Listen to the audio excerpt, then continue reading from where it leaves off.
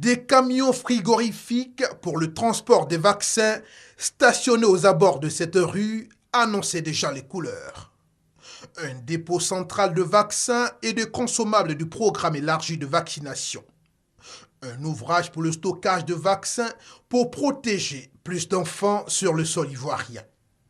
Fruit du partenariat entre le gouvernement ivoirien et Gavi, l'Alliance du vaccin, la remise officielle de ce centre a été l'occasion pour la ministre de la Santé et de l'Hygiène publique de se réjouir des bons qualitatifs qui procèdent d'une politique volontariste. La Côte d'Ivoire a fait le choix de la prévention et de la protection des femmes et des enfants par la vaccination.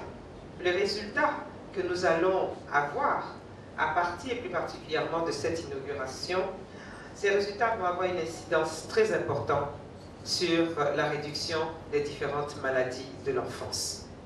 Ngozi Okonjo-Iweala, président du conseil d'administration de Gavi, salue la volonté du gouvernement ivoirien qui fait de la vaccination un des axes majeurs de sa politique sanitaire. J'encourage donc vivement le gouvernement de Côte d'Ivoire à poursuivre ses efforts vers un accroissement important de budget. Environ 500 millions de francs CFA, c'est le coût de réalisation de cette infrastructure. Dans la dynamique, ce sont 20 autres dépôts qui sont prévus d'ici à fin 2017 pour doter toutes les régions du pays de disponibilité en matière de vaccination élargie.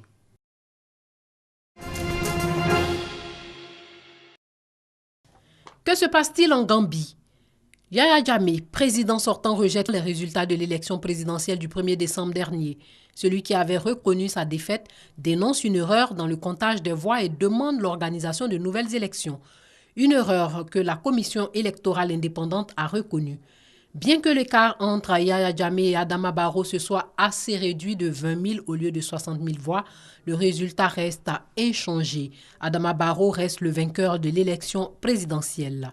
Qui sont les protagonistes? Yaya Jammeh, président sortant avec 36,7%. Officier et homme politique, l'homme accède au pouvoir le 22 juillet 1994 après un coup d'État. Né le 25 mai 1965, il briguait un 5e mandat. Il est le fondateur de l'Alliance patriotique pour la réorientation et la construction. Il a dirigé d'une main de fer son pays. Il est aussi classé comme un prédateur de la liberté de la presse par l'organisation Reporters sans frontières depuis l'assassinat non élucidé du journaliste Deïda Idara, opposant à Jammeh en 2004. Adama Barrow, vainqueur de la présidentielle avec 45,6%. Dirigeant d'entreprise et homme politique, il est élu président de la République de la Gambie le 1er décembre 2016. Né le 16 février 1965, il est membre du Parti démocratique unifié. Avant de faire fortune, Adama Barrow a été garde du corps d'un homme d'affaires gambien influent. Il était sans doute loin d'imaginer qu'il rentrerait un jour dans l'histoire en l'emportant dans les urnes face à Yaya Jammeh.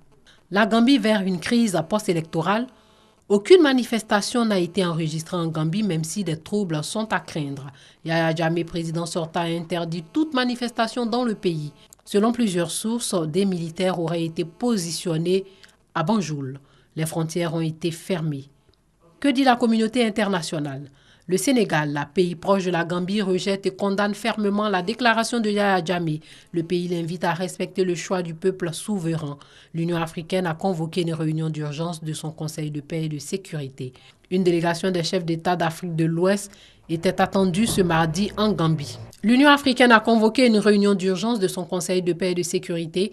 Une délégation des chefs d'État d'Afrique de l'Ouest est actuellement en Gambie. Cette délégation devrait être composée des présidents nigérians, sierra-léonais et ghanéens. Le département d'État américain a également condamné le revirement de Yaya Jammeh. Et après, Yaya Jammeh cédera-t-il le pouvoir ou pas? Aucune réponse pour l'instant. Un éventuel refus pourrait plonger le pays dans le chaos. Pour l'heure, la CEDEAO entend privilégier la diplomatie pour assurer une transition pacifique. En cas d'échec de la diplomatie, une intervention militaire serait envisageable pour faire respecter les résultats des urnes. Le bâtiment, résolument moderne, s'inscrit tel une faille dans le paysage. Cet écrin, c'est le Centre international d'art pariétal de Montignac, en Dordogne. C'est ici, adossé à la colline originelle, que le public découvre la reproduction quasi complète de la grotte de Lascaux, Et le résultat est très impressionnant, même pour les spécialistes. Moi, j'ai eu la chance de travailler plusieurs années dans la grotte originale de Lascaux. Et quand je vois le travail qui est fait ici, je suis admiratif. J'ai la chance de faire partie du collège d'experts qui a travaillé sur la scénographie de la grotte depuis le début. Et on a vu évoluer petit à petit cet espace. Difficile d'imaginer qu'il y a quelques mois encore, c'était un hangar en béton où s'affairaient des dizaines d'ouvriers. Une à une, les 46 pièces de ce gigantesque puzzle ont été installées pour former pas moins de 900 mètres carrés de parois. La visite, qui se veut immersive, débute par un cheminement au son des aboiements du chien et des voix des adolescents qui découvrirent la grotte en 1940. Humidité, odeur, bruit assourdi, tout est fait pour retrouver les sensations de la découverte. À l'intérieur, le sol en pente douce permet l'accès au fauteuil roulant.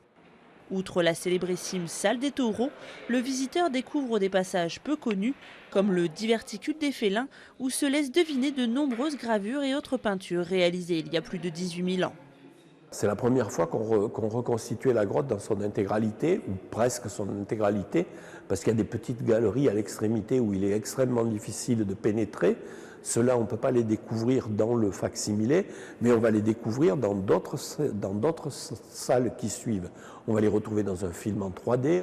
La visite de la grotte d'une trentaine de minutes se poursuit dans une vaste salle de 700 mètres carrés. Ici, chacun trouvera les explications des œuvres de manière très didactique, via des projections numériques et des mises en scène modernes.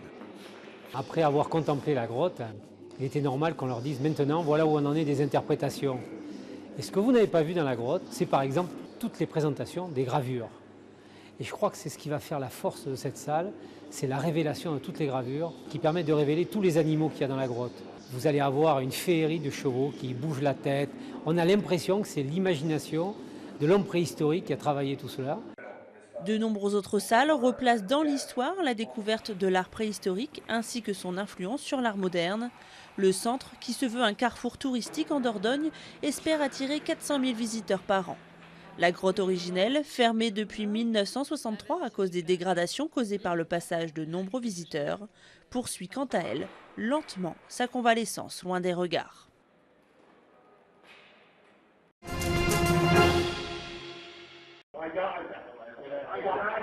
Le 30 décembre 2006 est exécuté par pendaison le président irakien Saddam Hussein. Que s'est-il passé pour qu'advienne pareille extrémité? L'homme né le 28 avril 1937 près de Tikrit. Membre dirigeant du parti basse arabe socialiste, il prend les rênes de la branche irakienne de l'organisation. Il joue un rôle dans le coup d'État du 17 juillet 1968 qui porte le parti basse au pouvoir en Irak. Il saura tirer parti de l'instabilité politique régnant en Irak pour former des groupes de sécurité en tant que vice-président d'un pays dirigé par un général vieillissant. Il initie des réformes qui améliorent le niveau de vie moyen, notamment la nationalisation du pétrole au début des années 70. Il finira par consolider son autorité grâce à l'industrie pétrolière florissante. Il accède au pouvoir finalement en 1979, réprimant durement les mouvements de contestation séparatistes chiites et kurdes qui constituent 80% de la population irakienne. Sous sa présidence, le pays connaît 8 ans de conflit avec l'Iran. En 90, il envahit le Koweït, déclenchant la guerre du Golfe. Il sortira de ce conflit plus que jamais isolé sur la scène internationale. En 2003, une coalition d'États menée par les Américains et le Royaume-Uni envahit l'Irak. Saddam Hussein est accusé par l'Occident de détenir des armes de destruction massive et de flirter avec Al-Qaïda, une organisation terroriste. Saddam quittera le pouvoir et des élections démocratiques seront organisées par un gouvernement de transition. Capturé après 8 mois de fuite par des troupes américaines, le 13 décembre 2003, il comparaîtra devant la justice irakienne, entre autres chefs d'accusation, crimes contre l'humanité.